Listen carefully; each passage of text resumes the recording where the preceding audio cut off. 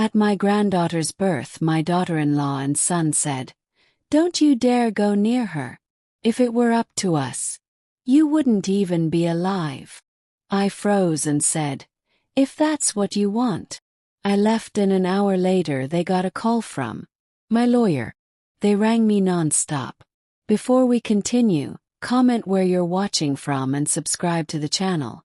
We'd love to see how far our stories are reaching. The fluorescent lights in the hospital corridor seemed harsher than usual that Tuesday evening in March. I stood there, holding a small pink teddy bear I'd bought 3 months ago when Jessica first announced her pregnancy. My hands were shaking, but not from excitement anymore. Robert's voice echoed down the hallway as he spoke to someone on his phone. "Yeah, Mom's here. I don't know why she insisted on coming." The dismissive tone cut through me like glass. This was my first grandchild, my only chance to be a grandmother. He was talking about me like I was some unwelcome stranger who'd wandered into the maternity ward.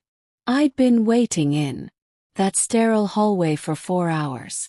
4 hours of pacing between the vending machine and the nurse's station, checking my watch every few minutes, asking if there was any news. The nurses were kind enough, but I could see the pity in their eyes. The elderly woman whose family barely tolerated her presence. When Jessica's labor began that morning, Robert had called me with what felt like obligation rather than joy. "Mom, we're heading to the hospital. I guess you'll want to know." No invitation to come. No suggestion that I might want to be there for this momentous occasion. Just a cold notification like he was informing me of a dentist appointment. But I came. Anyway, how could I not? This was my son's first child, my first grandchild. I dreamed about this moment for years, especially since Harold passed away 3 years ago. I imagined holding that tiny baby, seeing Robert's eyes in a new little face, feeling that connection that spans generations. The double doors to the delivery wing opened and Jessica appeared in a wheelchair, looking exhausted but radiant. Robert walked beside her, his hand on her shoulder. Both of them focused entirely on the bundle in Jessica's arms. My heart leaped as I caught my first glimpse of the baby. A perfect little face barely visible beneath a pink hospital blanket. I started walking toward them, my steps quickening with anticipation. "Robert, Jessica, congratulations. Is beautiful." They both stopped abruptly. Jessica's face transformed from the glow of new motherhood to something cold and dark. Robert stepped protectively in front of the wheelchair, blocking my view of the baby. "What are you doing here?" Jessica's voice carried an edge that made several other families in the hallway turn to look. "I came to meet my granddaughter," I said quietly, confused by their reaction. "I brought her a little gift." Robert shook his head, his expression hardening. "Mom, we told you. We needed space right now. This is a private family moment." Private family moment. The words hit me like a physical blow. I was family. I was the baby's grandmother, Robert's mother, the woman who'd raised him alone after his father left when he was 12. But standing there, in that hospital hallway, I felt like a complete outsider. "I just want to see her for a minute," I pleaded, holding up the teddy bear. "I won't get in the way." Jessica shifted the baby away from me, her movements deliberate and protective. "Elizabeth, we've talked about this. We need time to bond as our own little family unit. You hovering around isn't going to help anyone." Hovering as if wanting to meet my granddaughter was some kind of intrusion. My throat felt tight and I struggled to keep my voice steady. "Understand you need time together. I just thought I could see her briefly and then leave you alone."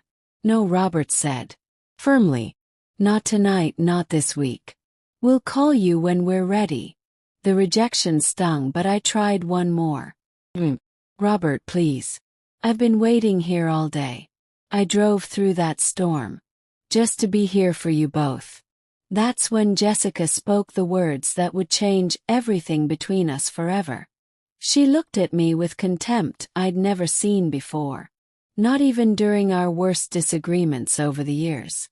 Don't you dare go near her, she hissed, clutching the baby tighter. If it were up to us, you wouldn't even be alive. The world went silent around me. I heard my own heartbeat thundering in my ears, felt my legs go weak beneath me. Other families in the hallway had stopped their conversations, clearly uncomfortable with the scene unfolding before them. Robert didn't contradict her. He didn't defend me or tell his wife that she'd gone too far. He just stood there nodding slightly as if her words were perfectly reasonable.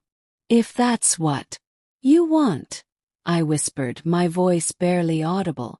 I turned and walked back down that fluorescent-lit hallway, past the nurses who wouldn't meet my eyes, past the other grandparents who were cooing over their new grandbabies, past the gift shop where I'd spent 20 minutes picking out that perfect pink teddy. In the parking lot, sitting in my car with rain drumming on the roof, I pulled out my phone with trembling hands. The contact I needed was right there in my favorites list where it had been for the past 15 years. Martin, I said when he answered on the second ring. It's Elizabeth. I need you to make some calls. Martin Bradley had been my attorney since Harold and I bought our first property back in 1978. He'd helped us build our little empire of rental properties and commercial spaces over the decades. More importantly, he'd helped me keep certain ownership details very, very private. What kind of calls, Elizabeth? His voice was concerned. Martin knew me well enough to recognize when something serious was happening. I want you to contact all our tenants, Robert and Jessica included. It's time for a comprehensive review of all our rental agreements. There was a pause on the other end of the line. Elizabeth, are you sure about this? Some of these relationships go back years. I'm sure, I said, watching the hospital through my rain-streaked windshield. Inside those walls, my son and daughter-in-law were celebrating the birth of their daughter, probably already planning how to keep me as far away from her as possible. They didn't know what Robert had never bothered to ask about after his father's death, was that the beautiful colonial house they lived in, the commercial space where Robert ran his consulting business, and the small apartment building where Jessica's sister lived, all belonged to me. Harold and I had built our real estate portfolio carefully and quietly over 40 years of marriage.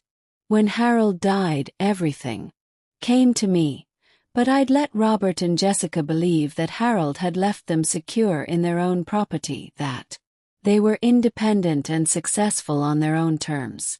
I'd never wanted to be the controlling mother-in-law who held financial power over her adult children, but apparently being generous and discreet had been interpreted as weakness and irrelevance. My phone started ringing before I'd even made it home from the hospital. Robert's number flashed on the screen, followed immediately by Jessica's. I let them go to voicemail. Then they called again and again. By the time I pulled into my own driveway, I had 17 missed calls between the two of them. The voicemails started apologetic and quickly became frantic. Mom, what did you say to that lawyer? What's happening with our house? Elizabeth. Martin called about some kind. A property review. What is this about?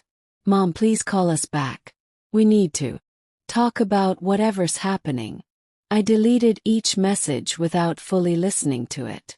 For 3 years since Harold's death, I'd been gradually excluded from their lives. Jessica had made it clear that my opinions weren't Welcome, my presence was inconvenient, and my love was unnecessary. Robert had chosen his wife's position over any consideration for his mother. Tonight in that hospital hallway they'd made their feelings crystal clear. If it were up to them, I wouldn't even be alive. Well, now they were about to learn exactly how alive I was, and exactly how much power a woman they'd written off as irrelevant could wield when she'd spent 40 years quietly building an empire they'd never bothered to notice. As I sat in my kitchen, listening to my phone ring incessantly, I felt something I hadn't experienced in years. Not anger exactly, and not satisfaction. It was clarity, pure cold clarity about exactly where I stood in my family's hierarchy and exactly what I was going to do about it. The pink teddy bear sat on my kitchen counter still in its gift bag, waiting for a granddaughter I might never be allowed to hold. But that was about to change, one property deed at a time. The phone finally stopped ringing around midnight. I sat in Harold's old armchair, the one Jessica had once suggested I should donate to charity, because it was taking up unnecessary space in my living room. The silence felt heavier than the constant buzzing had been. I pulled out the photo album I kept on the side table, the one I'd been adding to religiously for the past 35 years. The early pictures showed a different family entirely. Robert, as a gap-toothed 8-year-old, grinning beside the Christmas tree Harold and I had spent hours decorating. Robert at his high school graduation, his arm around my shoulders, both of us beaming with pride.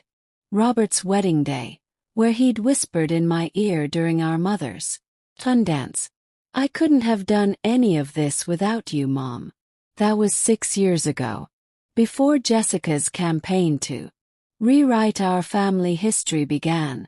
It hadn't happened overnight. Jessica was far too clever for that. She'd started small with subtle suggestions that gradually trained Robert to see me as a burden rather than a beloved family. Remember, the first Christmas after they got married, Jessica had insisted on hosting dinner at their house instead of continuing our tradition at mine. Elizabeth's been doing so much entertaining over the years, she'd told Robert with that sweet smile she used when she wanted something. She deserves a break from all that stress. When I'd offered to bring my famous apple pie, the one Robert had requested every year since he was 5, Jessica had gently declined. "Oh, I've already planned the entire menu. I wouldn't want you to feel obligated to cook anything."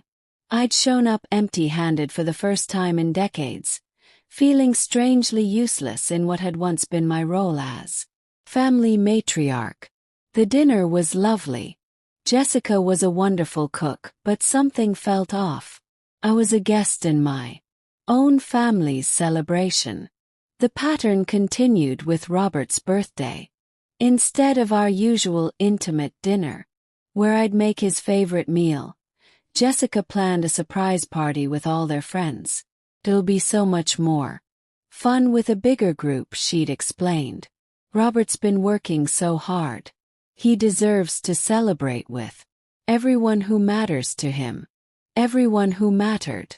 I was invited, of course, but I found myself standing awkwardly in the corner of their living room, watching Robert laugh with colleagues I'd never met, listening to Jessica tell stories about their life together that somehow never included any mention of his childhood, his struggles, or the sacrifices I'd made to raise him alone.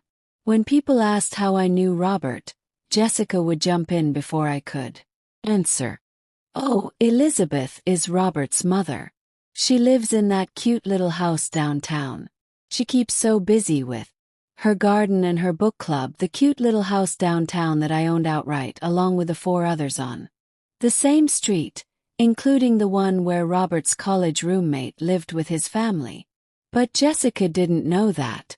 She'd never asked about my finances, never shown curiosity about how I maintained my lifestyle on what she assumed was a modest widow's pension. The exclusions became more frequent after Harold died. Family decisions were made without consulting me. Holiday plans were finalized before I heard about them. Robert would call with updates rather than invitations, keeping me informed like a distant relative rather than including me like immediate family. "We're planning to take a long weekend at the beach house," he'd say. Not, "Would you like to join us?" Or, "We'd love to have you come along." Just a statement of fact about plans that had been made in my absence. I started keeping a journal during that first year of widowhood, partly to process my grief over losing Harold, but increasingly to track the ways I was being systematically removed from Robert's life. The entries made for painful reading. Now, March 15th, Robert mentioned they're looking at preschools for when they have children. When I offered to research options and help with visits, Jessica said they had it handled and didn't want to overwhelm themselves with too many opinions. May 22nd, Robert's promotion celebration. Dinner was tonight. I found out about it 3 days later when Jessica posted photos on social media. Apparently it was just a small thing with a few close friends. August 10th. Jessica's birthday party was last weekend. I wasn't invited. Robert said it was because they knew I'd be uncomfortable with the loud music and late night. I'm 63 years old, not 93. The most insidious part was how Jessica made each exclusion seem like consideration for my well-being. I was too tired for this event, too delicate for that activity, too set in my ways for this change. She painted me as a fragile, elderly woman who needed protection from the vigor of their young social life. Robert bought into it completely. My capable, intelligent son, who'd watched me run a household, manage properties, and build a business alongside his father, began treating me like I was made of glass. Phone conversations became shorter and less frequent. Visits turned into brief duty calls where he'd check on my health and home maintenance, but rarely lingered to actually talk. The final transformation happened after Jessica got pregnant. Suddenly I wasn't just too fragile for their social events.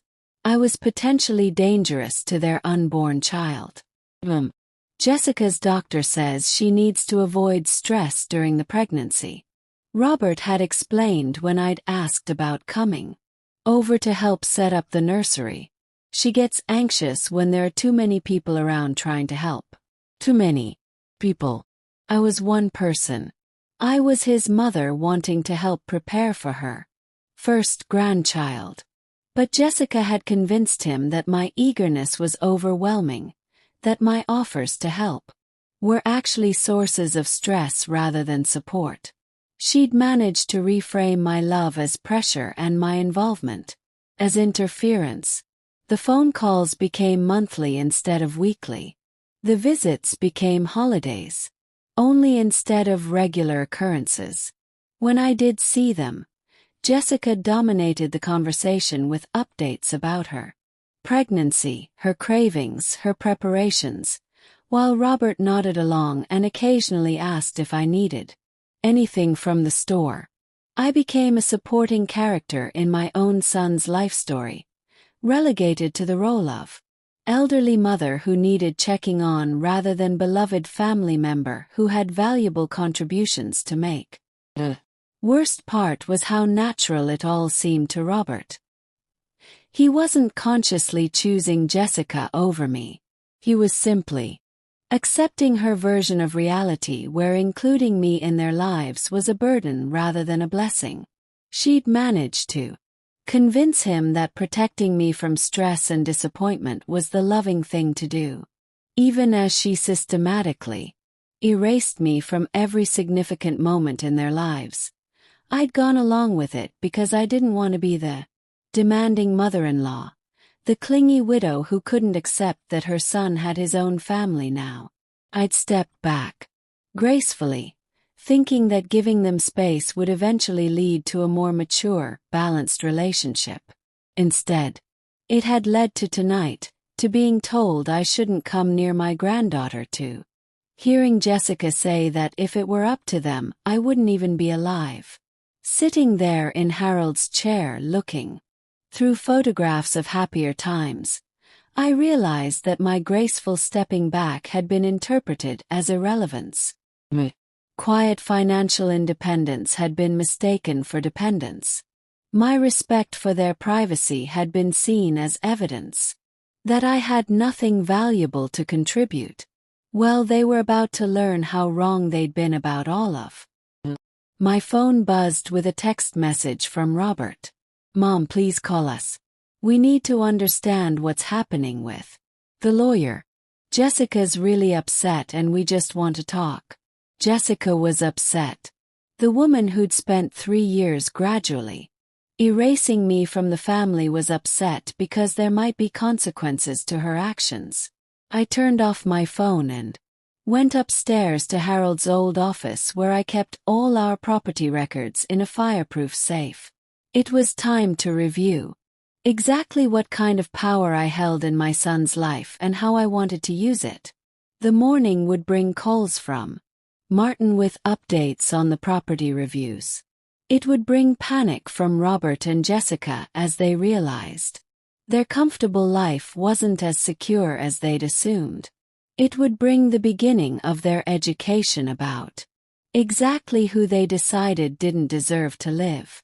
But tonight I just sat with my photo albums and my memories, mourning the relationship with my son that had been slowly strangled by his wife's manipulation and my own misguided generosity. Tomorrow the real reckoning would begin. The call from Martin came at 7 in the morning, just as I was finishing my first cup of coffee. I'd been awake since 5, unable to sleep.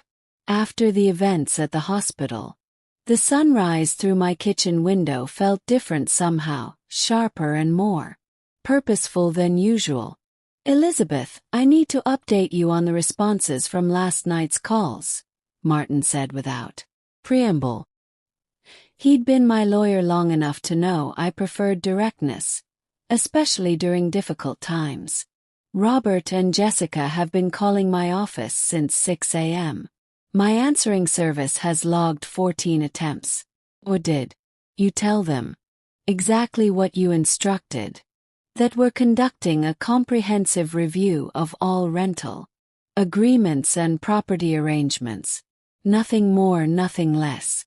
I took another sip of coffee, feeling calmer than I had in months.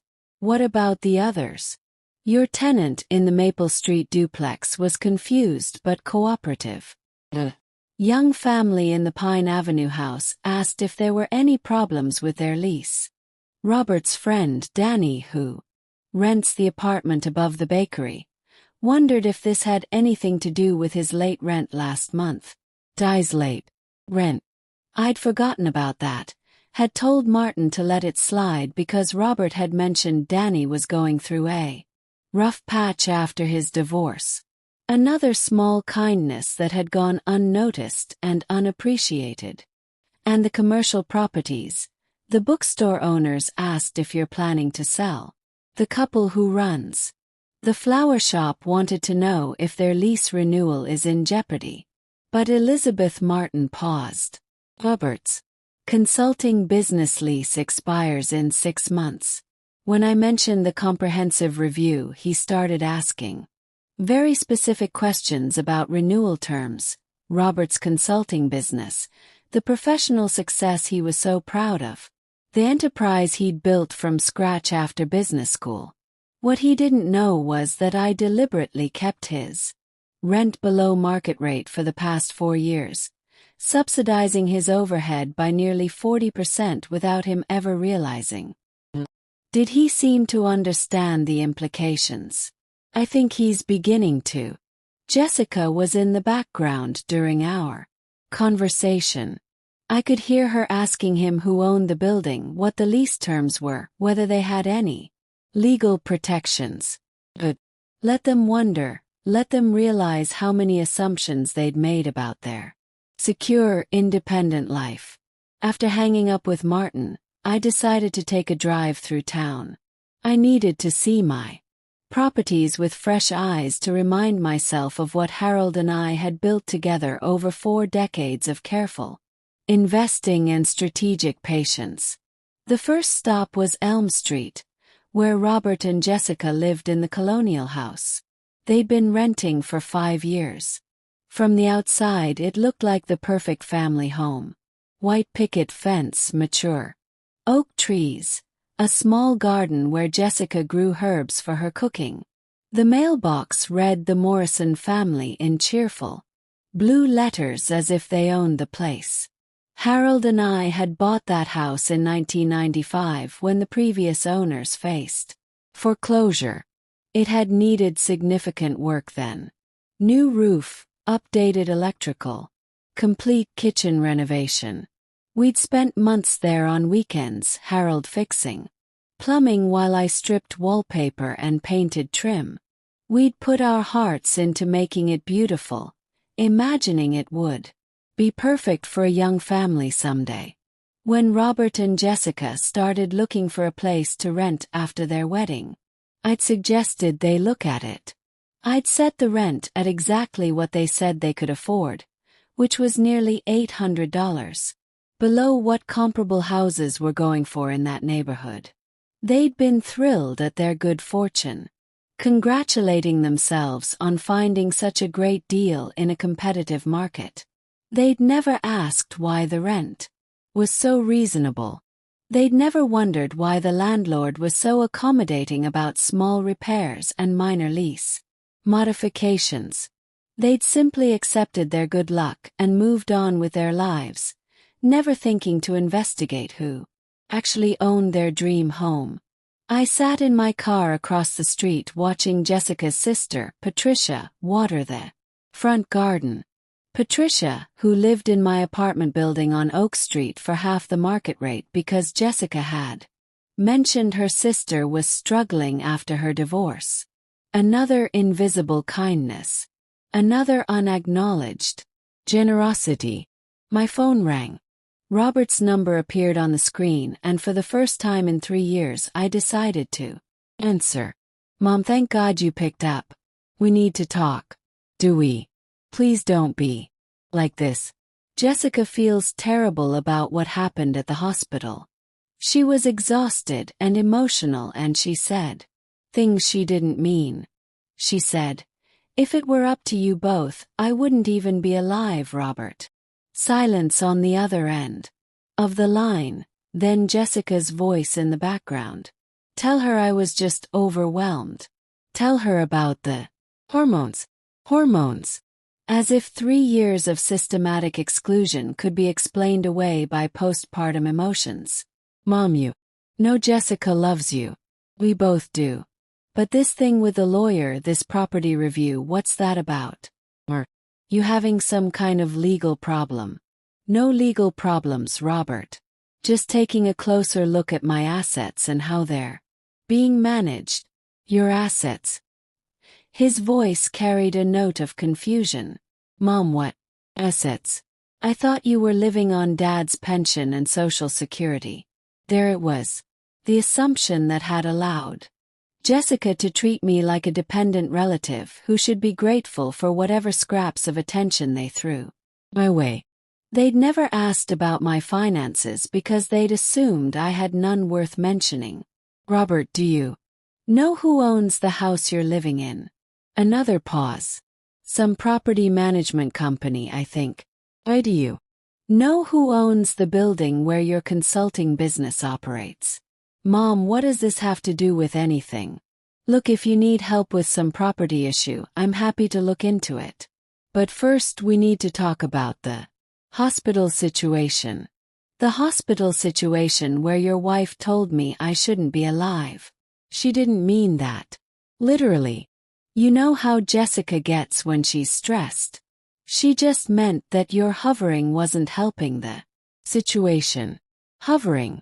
There was that word again. Wanting to meet my granddaughter was hovering. Caring about my son's family was hovering.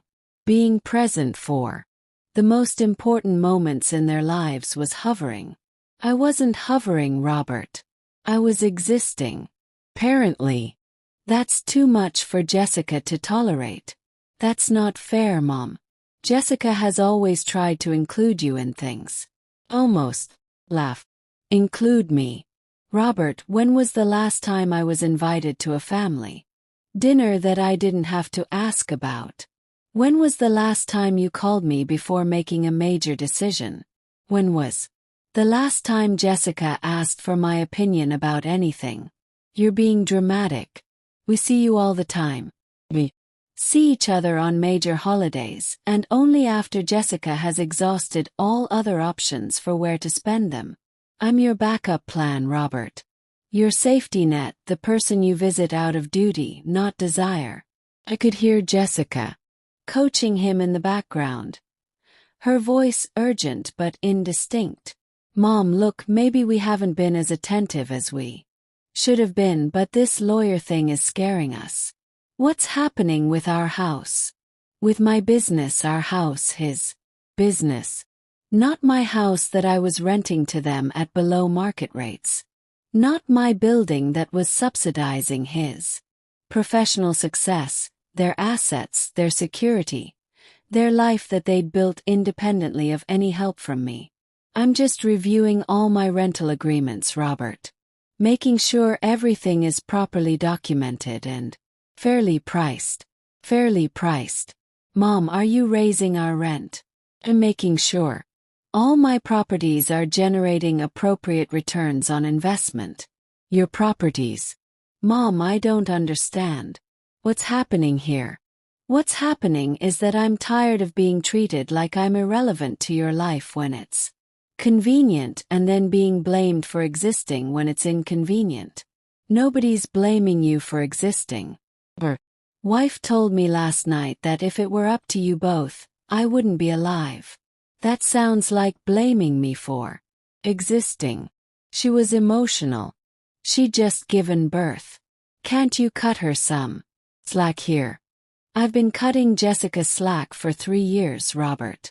I've stepped back gracefully every time she made it clear my presence was unwelcome. I've accepted being excluded from family events, ignored during major decisions, and treated like a fragile old woman who can't handle the realities of your adult life. That's not what we were doing. That's exactly what you were doing.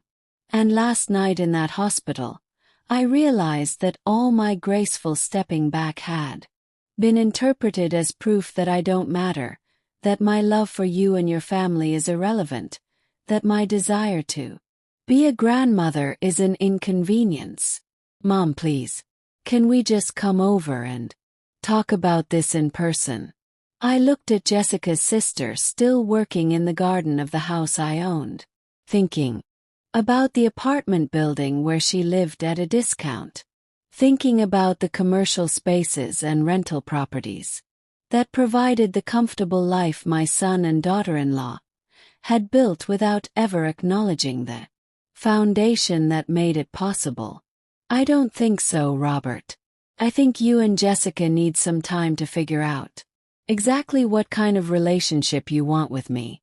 And I need some time to figure out what kind of landlord I want. Landlord. Mom, what are you talking about? I'm talking about the fact that every piece of property in your life, your home, your business, your sister-in-law's apartment, belongs to me. And for the past 5 years I've been subsidizing your independence while you convinced yourselves you didn't need me for anything. The silence on the other end of the line stretched so long, I thought we'd been disconnected. Mom, that's impossible. Check your lease. Robert, look at the property records. Ask Jessica who signed your rental agreements and who's been cashing your rent checks all these years. I hung up the phone and sat in my car, watching Patricia freeze in the middle of watering the flowers as she apparently received a frantic phone call from her sister. The education of my son and daughter-in-law had officially begun. The next 3 weeks passed in a strange kind of peace. I didn't hear from Robert or Jessica directly, but Martin kept me updated on their increasingly desperate attempts to understand their situation. They'd hired their own lawyer to review their lease agreements. They'd visited the county recorder's office to examine property records. They'd even driven past my house several times, though they never worked up the courage to knock on a door. I spent those weeks doing something I hadn't done in years, living entirely for myself. I read books without interruption, tended my garden without worrying about whether I should be available for family emergencies that never materialized, and visited old friends I'd neglected while trying to maintain a relationship with a son who barely tolerated my presence. My friend Margaret, who'd been widowed around the same time as me, stopped by one afternoon with fresh scones and chamomile tea. We sat on my front porch, watching the neighborhood children ride their bicycles down the quiet street. "You look different," she observed, studying my face with the careful attention of someone who'd known me for 20 years. "Calmer, somehow I feel different," I admitted, surprising myself with the honesty. "For the first time in 3 years, I'm not waiting for my phone to ring or wondering if I should call Robert to check in. I'm not planning my schedule around their availability or worrying about whether I'm being too demanding. And how does that feel? Lonely sometimes, but also relieving." Didn't realize how much energy I was spending on trying to maintain a relationship that was mostly one-sided. Margaret nodded knowingly. "My daughter went through a phase like that after she got married. Suddenly I was an inconvenience to her new sophisticated lifestyle. It took about 2 years for her to realize that pushing me away wasn't making her more independent. It was just making her miss out on someone who loved her unconditionally." "What changed?" "Needed me," Margaret said simply. "Her husband got laid off and they couldn't afford their apartment anymore. Suddenly, my little house didn't seem so embarrassing, and my old-fashioned advice about budgeting didn't seem so irrelevant." I thought about that conversation as I prepared for my weekly meeting with Martin the next day. Unlike Margaret's daughter, Robert and Jessica weren't going to come back to me because they needed financial help. They were going to discover that they'd already been receiving it all along without ever acknowledging or appreciating it.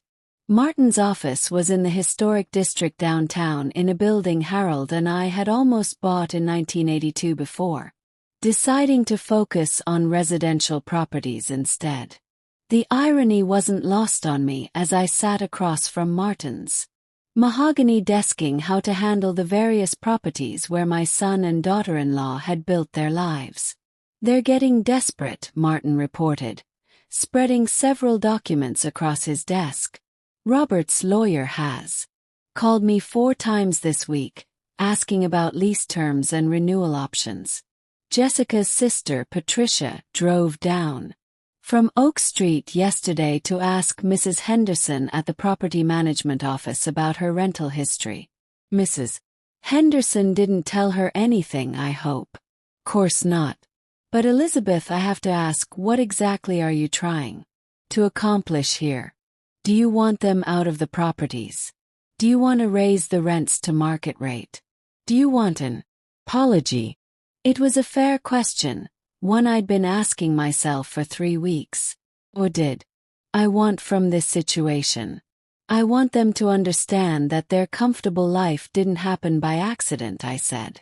"Finally, I want them to realize that the independence they're so proud of was subsidized by the woman they decided was irrelevant to their happiness. And then what? Then we'll see if they're capable of treating me like a human being whose feelings matter." Martin leaned back in his chair, tapping his pen against a legal pad covered with notes. Something else you should know. Robert's consulting business has been struggling more than he's probably admitted to Jessica. I had lunch with Jim Peterson last week. You remember Jim? He's the accountant who handles several of our commercial tenants. And he mentioned that Robert's been late with rent twice in the past 4 months. This was news to me. Robert had always been responsible with money. Even as a child, he'd worked part-time jobs throughout high school and college, saved diligently for his wedding, and managed his finances carefully during the early years of his marriage. How late? 2 weeks the first time, almost a month the second time. Jim said he seemed stressed when he finally paid, kept apologizing and promising it wouldn't happen again. I felt a familiar maternal worry creep into my chest. The automatic concern for Robert's well-being, that 3 years of rejection hadn't managed to eliminate. Then I reminded myself that Robert had chosen to handle his problems without involving me. He'd accepted Jessica's narrative that I was too fragile and irrelevant to be trusted with real information about their lives. Did he give any explanation for the late payments? Jim said something about a client who defaulted on a major contract. Robert lost about $30,000 in expected revenue and had to front the costs for work that didn't get paid for. $30,000 for me that represented about 6 months of rental income from my properties. For Robert, it was apparently enough to threaten his business stability. No wonder he'd sounded so panicked when he thought his lease might be in jeopardy. Has he asked about lease renewal terms yet? His lawyer has, very carefully, very diplomatically. They're trying to determine whether his current below-market rent is some kind of special arrangement that might not continue. And what did you tell them? That all lease renewals are subject to comprehensive review and current market conditions. I smiled at Martin's diplomatic language. In plain terms, he told them that Robert's days of subsidized rent were numbered unless something changed in our relationship. There's one more thing, Martin continued, his expression growing more serious. I got a call from Jessica yesterday, not through her lawyer, not with Robert present. She called my office directly and asked to speak with me privately about what?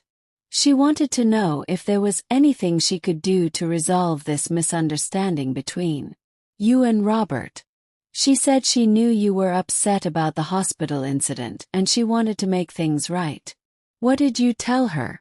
That you weren't available for mediated discussions at this time, but that if she wanted to communicate with you directly, she had your phone number. We both knew Jessica wasn't going to call me directly. It would require admitting she'd done something wrong, which would undermine the careful narrative she'd constructed about my being the problematic family member who needed managing. She also asked about your health, Martin added quietly. My health. She wanted to know if you were experiencing any cognitive decline that might explain your recent erratic behavior. She suggested that maybe you didn't fully understand the implications of reviewing rental agreements. I felt a cold anger settle in my stomach. Even now, even when faced with the reality of my financial independence, Jessica was trying to paint me as a confused old woman who didn't understand her own decisions. She thinks I'm having some kind of mental breakdown. That seemed to be the implication.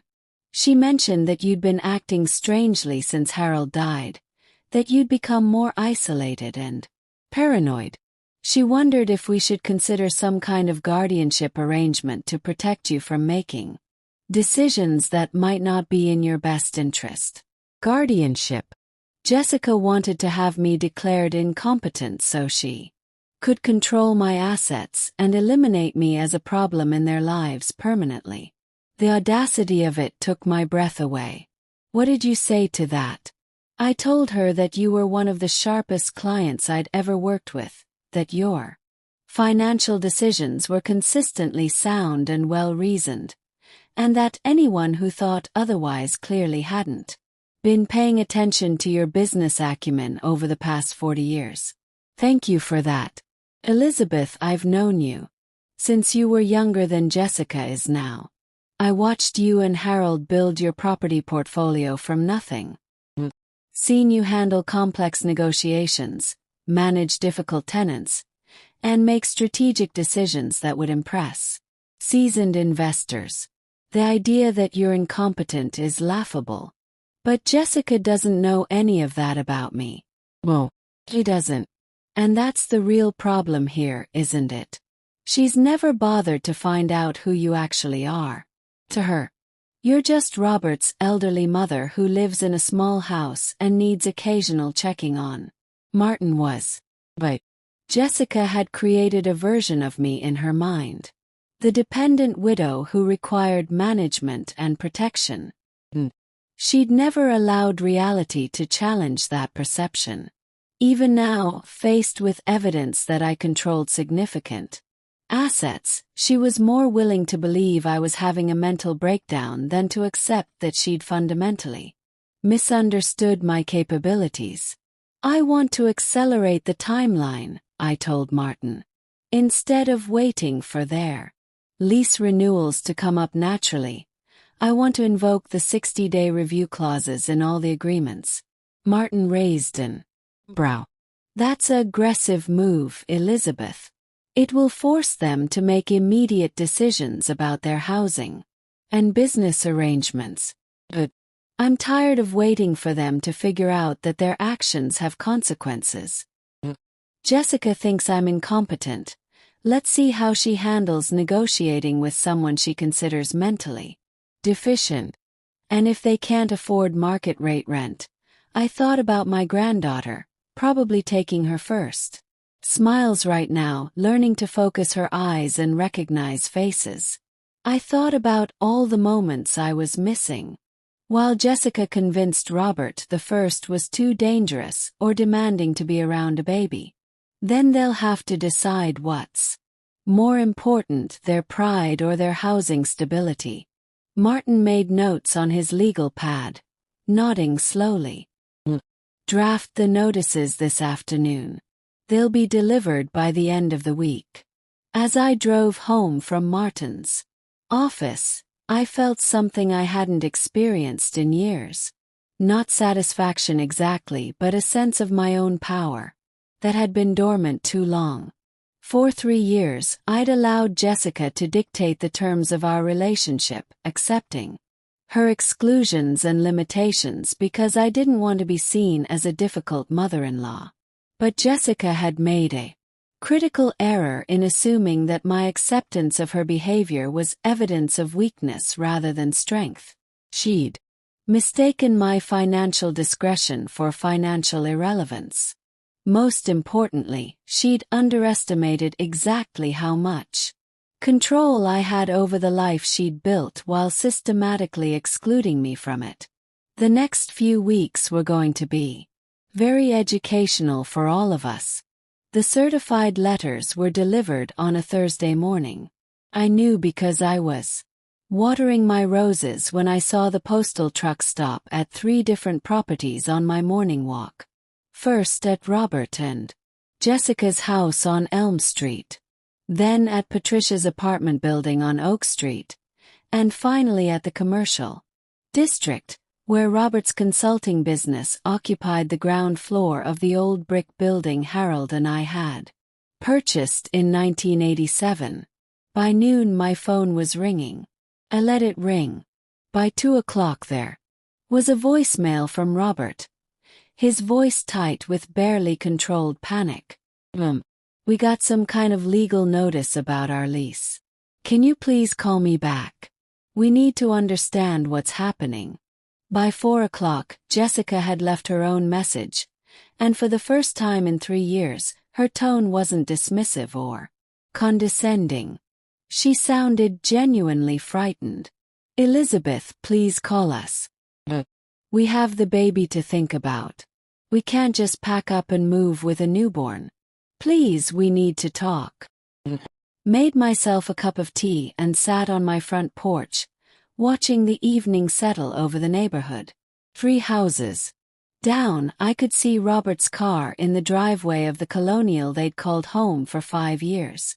The lights were on in every window, and I caught glimpses of them moving around inside, probably going through papers, making phone calls, trying to understand how their secure life had suddenly become so uncertain. At 8 o'clock they came to me. Heard the car doors slam in my driveway and watched through my living room window as Robert and Jessica walked up my front path.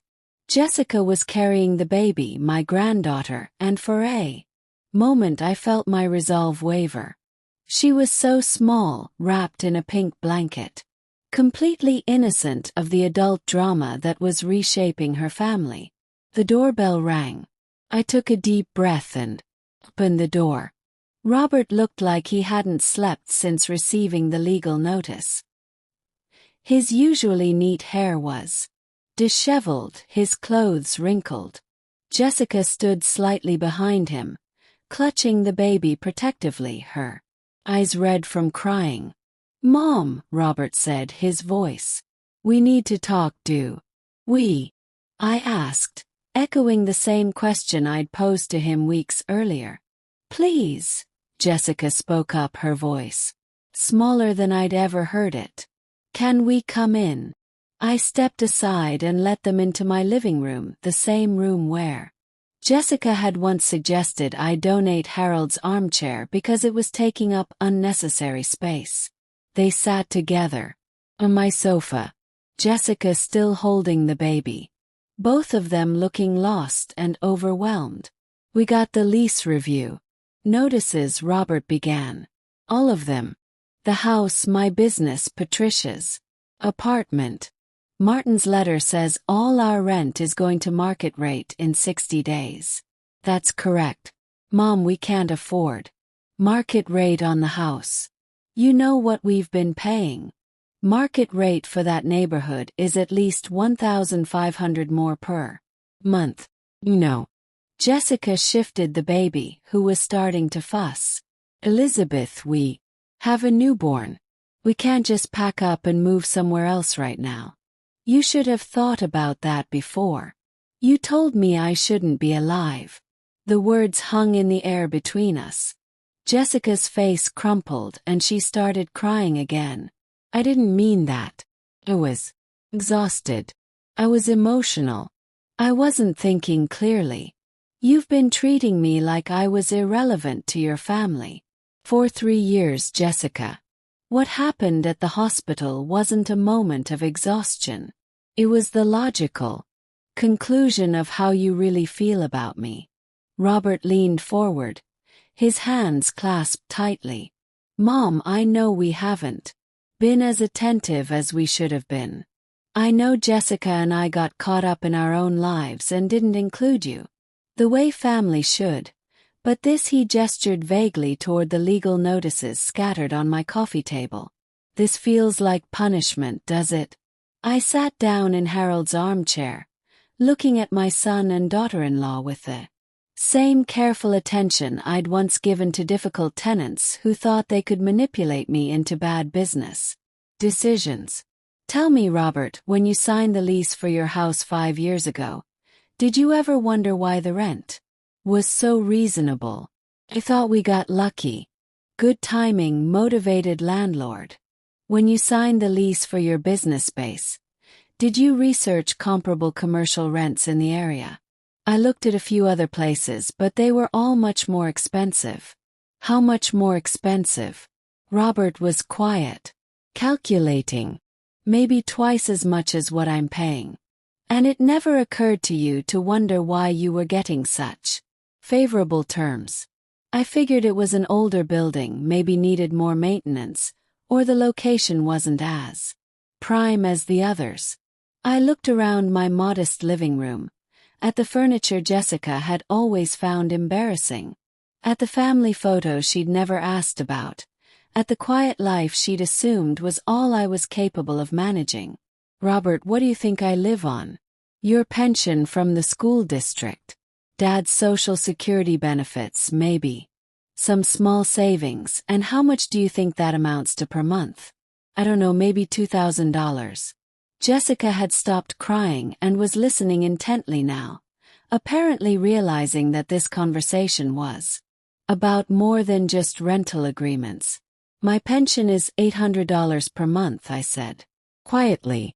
Social Security adds another $1,200. So, you think I'm living on $2,000 monthly? That sounds about right. For someone your age. This house is paid off, Robert, but utilities, insurance, food, medical expenses. How much do you think all that costs? Maybe $1,500. Try $2,500. And that's being conservative. Oh. According to your calculations, I should be going deeper into debt every month just to maintain basic living expenses. I watched understanding dawn slowly on their faces. But you seem comfortable, Jessica said hesitantly. Your house is well maintained. You drive a reliable car. You never seem to worry about money. That's because I don't have to worry about money. Jessica, Harold and I spent 40 years building a real estate portfolio. I own 17 properties in this town, including the house you're sitting in, the house you live in, the building where Robert's business operates, and the apartment complex where your sister lives. The baby started crying, and Jessica automatically began rocking her. But her eyes never left my face. 17 properties. The rental income from those properties averages about $18,000 per month. I've been financially independent since before you were born, Jessica. Robert stood up abruptly, pacing to my living room window. Why didn't you ever tell me this? You never asked. More importantly, you never seemed to think my financial situation was any of your business. When you needed a place to live, I offered you fair rent on a beautiful house. When you needed commercial space for your business, I made sure you got favorable terms. I never wanted you to feel obligated to me because of money. So, you've been subsidizing our entire life, Robert said, his voice hollow. I've been helping my son build his independence while maintaining my own. At least that's what I thought I was doing. Jessica was crying again, but quietly now, tears streaming down her face while she held the baby. You must think I'm horrible. I think you made assumptions about me that you never bothered to verify. I think you decided I was a burden and an embarrassment without ever trying to understand who I actually am. I was trying to protect Robert, Jessica said weakly. I thought if we relied on you too much, it would be unhealthy for our marriage. So instead you relied on me financially while excluding me emotionally. You took my generosity and gave me nothing in return except isolation and contempt. Robert returned to the sofa, sitting heavily beside his wife. What do you want from us, Mom?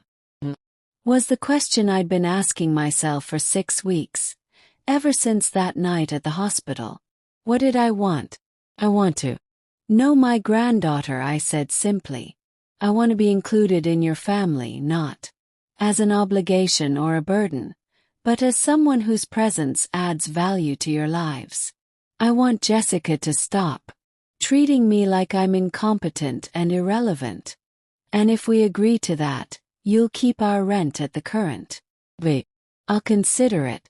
But first I need to see some evidence that you understand what kind of relationship you threw away when you decided I wasn't worth your time and attention.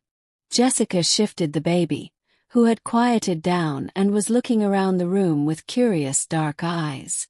What kind of evidence? I want a sincere apology for 3 years of exclusion and dismissal. Not because you're afraid of losing your housing, but because you genuinely understand that you hurt someone who loved you. Elizabeth, Jessica said, her voice trembling. I'm so sorry. Never meant to make you feel unwanted or unloved. I thought I was protecting our little family, but I can see now that I was just being selfish and controlling. It was a start, but I needed more than words from someone who'd proven very skilled at saying what she thought people wanted to hear. Jessica, you told people I was having cognitive problems. You suggested I might need a guardian to manage my affairs. You painted me as a confused old woman who was dangerous to be around a baby. Her face went pale. How did you know about that? Martin told me about your conversation with him. Were trying to have me declared incompetent so you could eliminate me as a problem in your lives permanently. That's not what I meant. I was just worried about you, about the sudden changes in your behavior. My behavior didn't change, Jessica. Your awareness of my capabilities changed.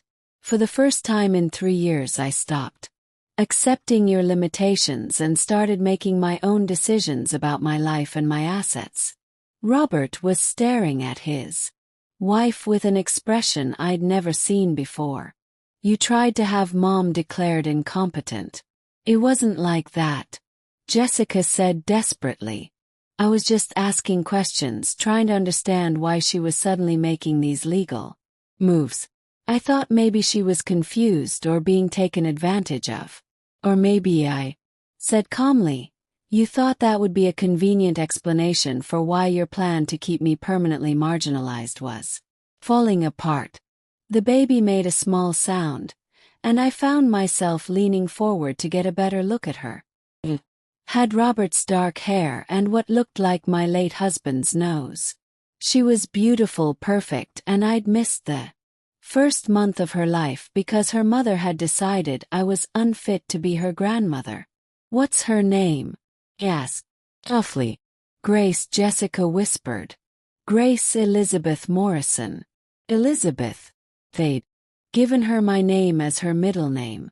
Even as Jessica was telling people I shouldn't be around children. Can I hold her?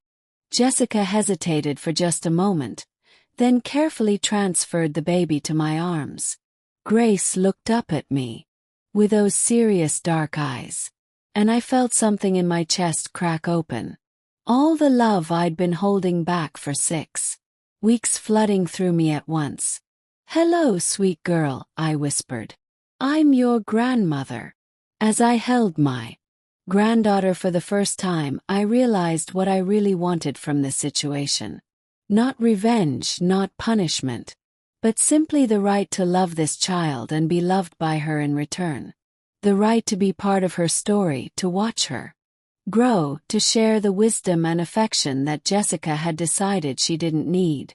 We can make this work, I said. Finally, looking up at Robert and Jessica.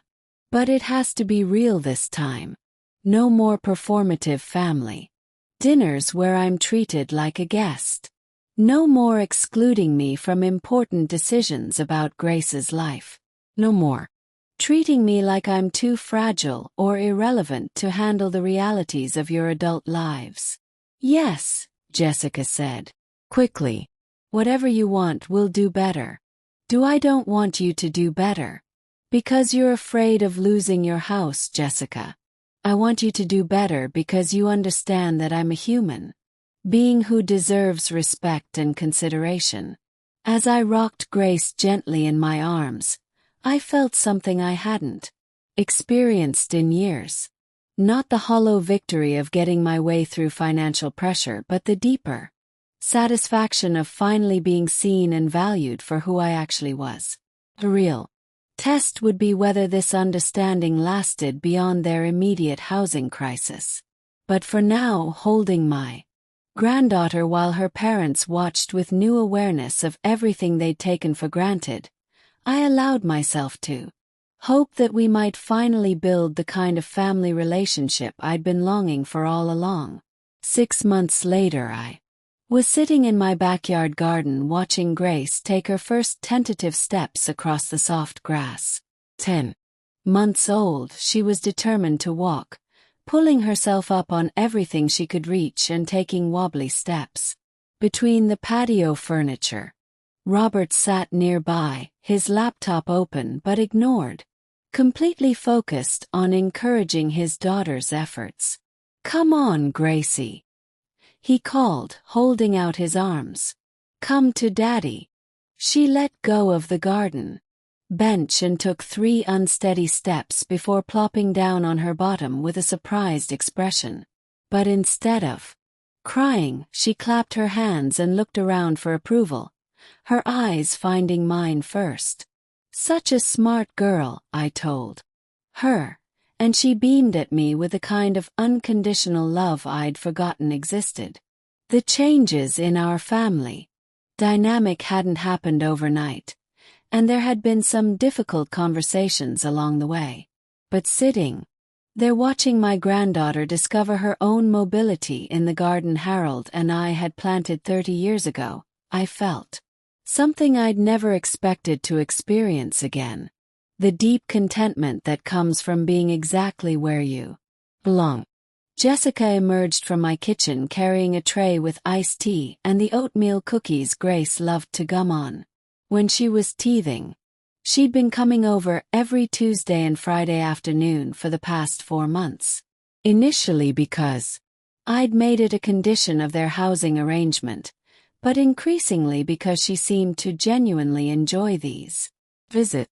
"She's getting so confident," Jessica observed, settling into the chair beside mine as Grace pulled herself up on the garden table and prepared for another attempt at independent walking. "She gets that from her grandmother," Robert said with a smile that reached his eyes for the first time in years. The path to this peaceful afternoon had been bumpy. After that night when they'd finally learned the truth about my financial situation, Jessica had gone through what could only be described as a crisis of understanding about our relationship. She'd spent weeks trying to process the fact that she'd been systematically excluding someone who had been quietly supporting their entire lifestyle. The first real breakthrough came when Grace was about 4 months old and running a high fever that wouldn't break.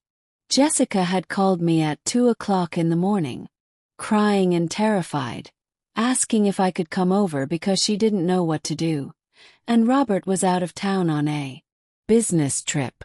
I'd driven to their house in my pajamas and spent the night helping Jessica monitor Grace's temperature, showing her how to use a cool cloth to bring down the fever, and sharing the kind of practical parenting wisdom that only comes from experience.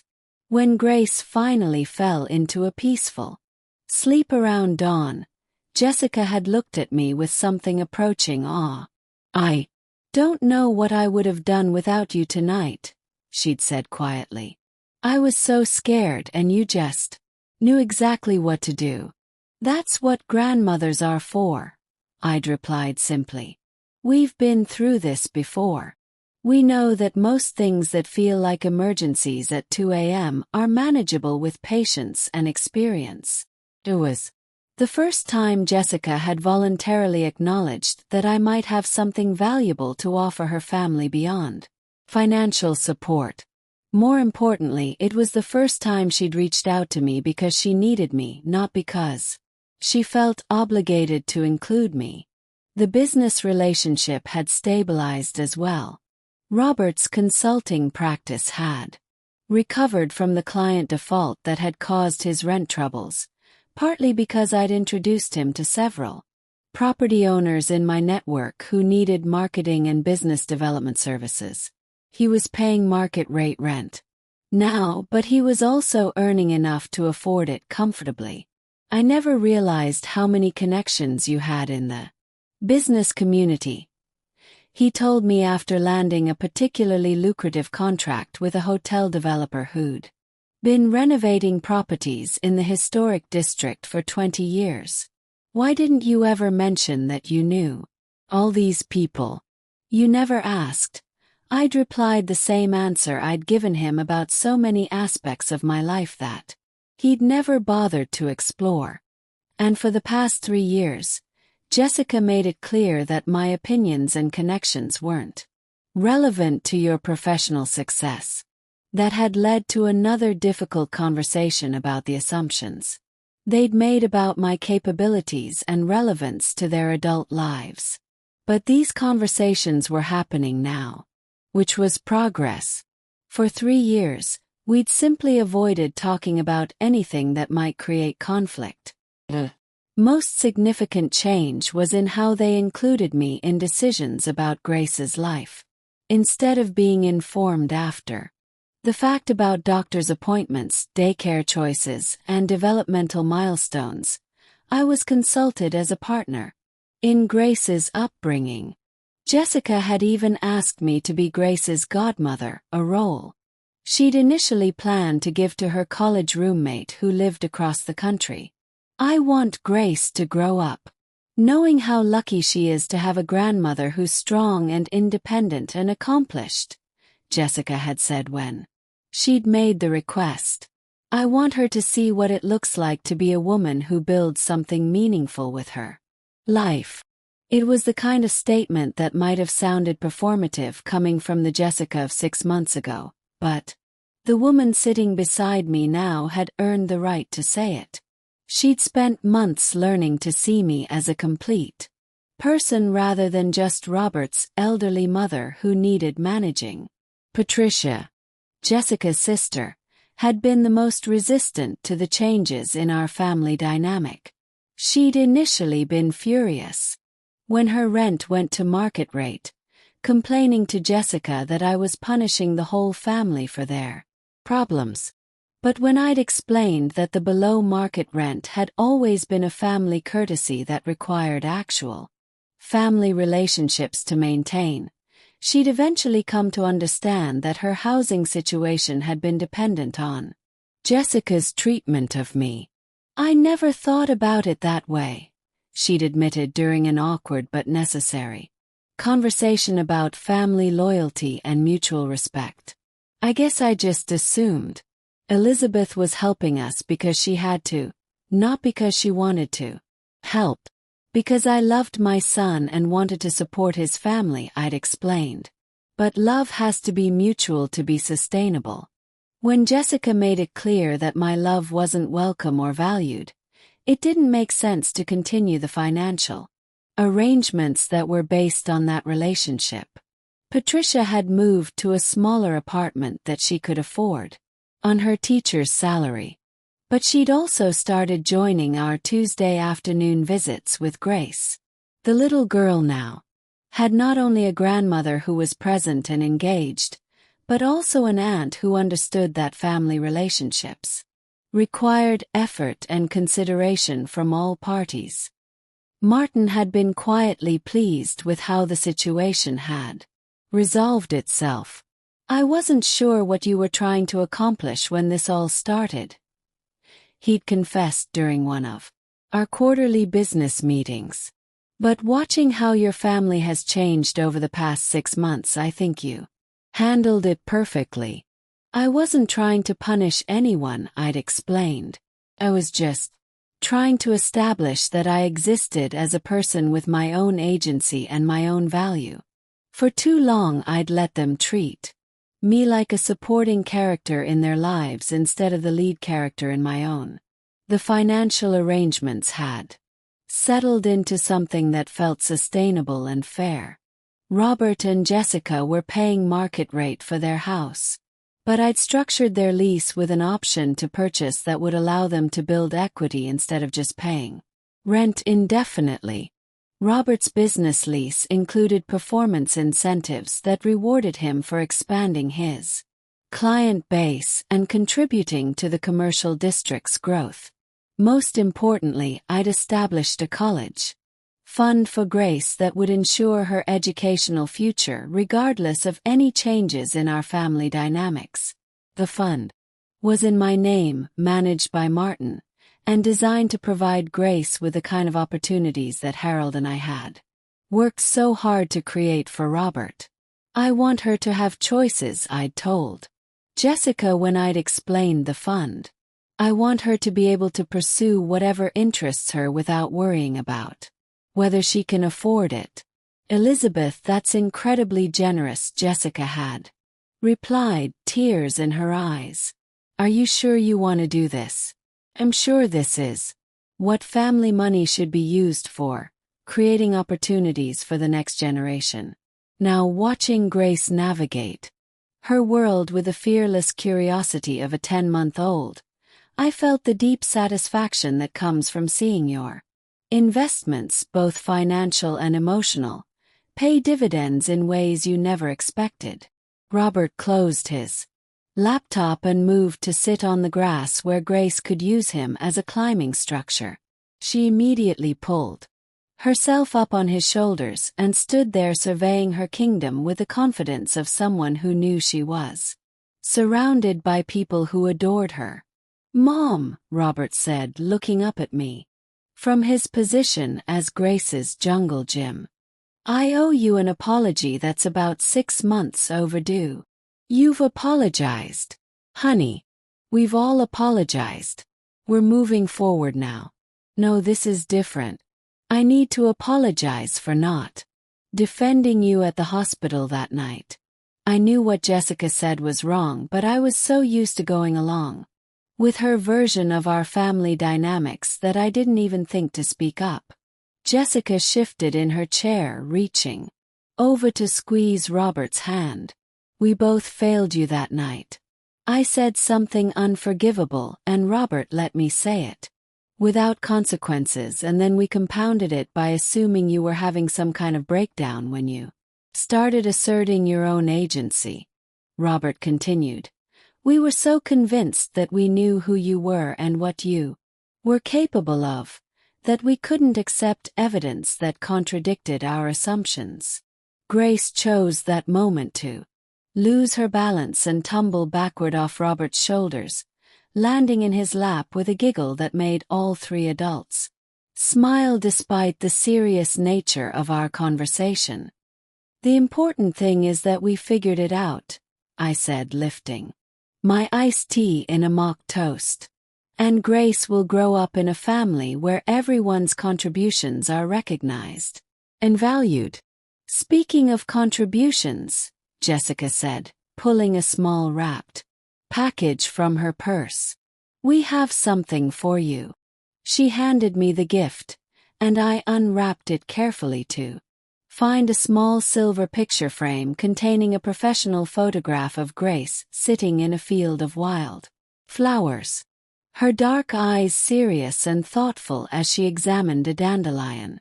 "We had this taken last week," Jessica explained. "The photographer said she'd never worked with such a focused baby." Grace stared at that dandelion for 10 minutes, completely absorbed in studying it. "She's going to be a scientist," Robert predicted. "Or maybe an artist. She approaches everything with such intense concentration." I held the photograph carefully, studying my granddaughter's face and seeing echoes of Robert as a baby, of Harold's thoughtful expression, of my own curiosity about the world reflected in those dark eyes. "Thank you," I said quietly. "This is perfect."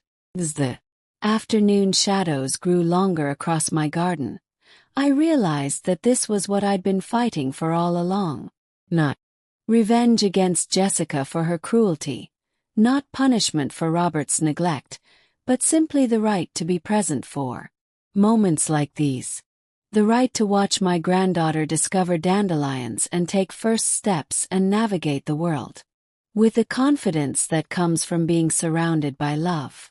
The peaceful afternoon was interrupted by Grace's decision that she was ready for her evening bottle and nap. Jessica began gathering the baby's toys while Robert folded up his laptop, both of them moving with the practiced efficiency of parents who'd learned to work as a team. "Same time Thursday?" Jessica asked as she loaded Grace into her stroller. "Actually," I said, "I was thinking maybe we could make it Wednesday this week. Martin's coming over Thursday afternoon to review some property management issues, and Grace gets fussy when there are too many adults talking business around her." It was a small thing. adjusting our schedule to accommodate my business needs. But it represented something significant. For the first time in years, my family was considering my schedule and priorities when making plans rather than simply expecting me to be available whenever it was convenient for them. "Wednesday works perfectly," Robert said, leaning down to kiss my cheek before pushing the stroller toward the garden gate. "Grace loves spending time with you. I think these afternoons are becoming the highlight of her week." As I watched them walk down my front path toward their car, Grace waving at me over her mother's shoulder, I felt the kind of deep contentment I'd thought was lost forever when Harold died. Not the desperate gratitude of someone who'd been thrown scraps of attention, but the solid satisfaction of someone whose place in her family was secure and valued. The house felt quiet after they left. But it was a good quiet, the peaceful silence of someone who was alone by choice rather than by exclusion. I made myself a light dinner and sat on my front porch as the sun set, thinking about how dramatically my life had changed in 6 months. I was still the same woman who owned 17 properties and lived independently on a comfortable income. I was still the same grandmother who desperately wanted to be part of Grace's life. But now I was also someone whose family understood and appreciated those aspects of who I was rather than someone whose family had decided she was irrelevant to their happiness. My phone rang as I was getting ready for bed, and I smiled when I saw Margaret's name on the screen. "Did the afternoon go?" she asked. Margaret had become something of a confidant during the difficult months. When I was rebuilding my relationship with Robert and Jessica, "Grace took 3 steps by herself today," I reported, and Jessica brought me a beautiful photograph of her that they had professionally taken. "And how are things with Jessica?" "Really?" I considered the question seriously. "Better. Not perfect. Probably never perfect, but better. She's making an effort to see me as a complete person rather than just an obstacle to her family's independence. And Robert is learning to make his own judgments about our relationship instead of just accepting Jessica's version of who I am." "That sounds like real progress." "It is. And Margaret, for the first time in 3 years, I'm not waiting for the other shoe to drop. I'm not wondering when they're going to decide I'm too much trouble again. Think we've finally established a foundation that can support a genuine relationship." So after we hung up, I sat in Harold's chair with a cup of chamomile tea, looking at the new photograph of Grace that was already occupying a place of honor on my side table. Tomorrow would bring another day of the quiet, independent life I'd built for myself. But it would also bring another day of being someone's beloved grandmother, someone whose wisdom and love and financial generosity were valued and appreciated. Jessica's words at the hospital, "If it were up to us, you wouldn't even be alive," had been meant to wound me, to put me in my place, to remind me that I was expendable in their version of family life. Instead, they'd awakened something in me that had been dormant too long. The understanding that I didn't have to accept being treated as irrelevant just because I was older, widowed, and alone. I'd fought for my place in my family, not through dramatic confrontations or public humiliations, but through the quiet assertion of my own worth and the patient demonstration of exactly how much power I wielded in their lives. I'd shown them that the woman they'd written off as a burden was actually the foundation that made their comfortable life possible. But more importantly, I'd shown them that I was someone worth knowing, worth including, worth loving for who I actually was rather than who they'd assumed me to be. As I turned off the lights and headed upstairs to bed, I felt something I hadn't experienced since Harold died. Not just peace but joy. The deep abiding joy that comes From being exactly where you belong, surrounded by people who see and value your true self. Grace Elizabeth Morrison would grow up knowing her grandmother as a woman of strength and independence and accomplishment. She would never doubt that she was loved unconditionally. But she would also learn that love requires respect and consideration to flourish. And I would spend whatever years remained to me secure in the knowledge that I'd fought for what mattered and 1. Not through revenge or cruelty, but through the simple revolutionary act of refusing to disappear.